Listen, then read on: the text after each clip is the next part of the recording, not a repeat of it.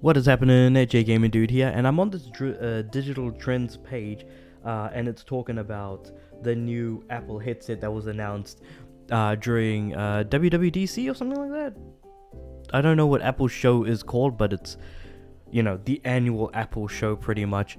And normally I don't really care too much about this particular conference because I'm not an Apple person, nor am I in the ecosystem in any real way.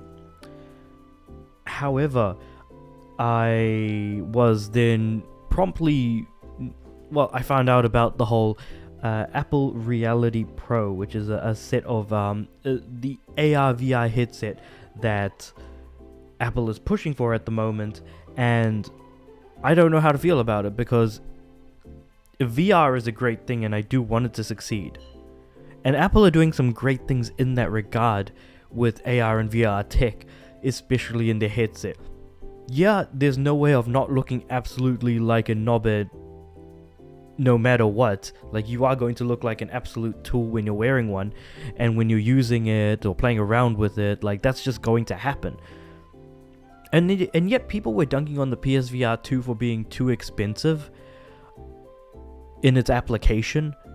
Granted, it doesn't run out of power or battery or anything like that because it's always plugged to your PS5. So unfortunately, yes, there is a cabled element to it, which I wish we could have gotten rid of, but we are where we are, and I'm not going to apologize to, not be a Sony apologist and be like, okay, with the PSVR 2, the headset should have been wireless, it should have been cheaper, and it should have been able to bring forward games from the PSVR 1. Those are all negatives that I wish weren't a negative. In saying that, for a headset like Apple's, which is pretty much the mixture of apps you'd see on a phone or a tablet, but purely on a headset, having its own operating system, and on top of that, having only 2 hours of battery life because that's what the cable at the back of the headset is actually supposed to be for, it makes you question whether or not it's worth $3,500. And what I predict from this is we're likely going to see the Apple effect in headsets. As in, the headsets are going to charge for way more. You think that Sony, charging $500 is going to make devices more expensive? With Apple starting at $3,500, and with all of its functionality pretty much already doable on an iPhone or an iPad, which you could pay for, like, say, within maybe $1,000 to $2,000. So there's no reason to pay $3,500 in US dollars, US dollary dues, if you will, for a headset of that price. So the functionality isn't quite there, the games and applications aren't quite there, and yet it has a 2-hour battery life because the cable that is coming out of the actual headset itself is where the battery is located.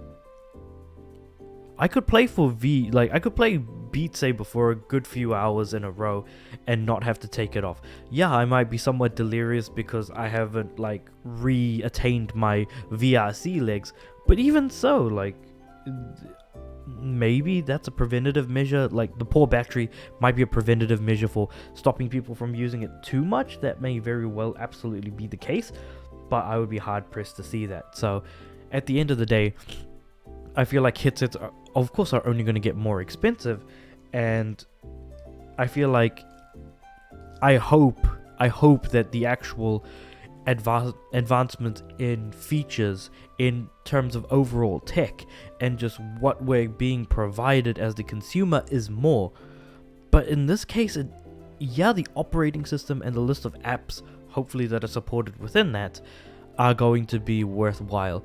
But of course, this is before the device has actually been released. So are the Apple faithful actually going to make it worth it to buy this particular headset?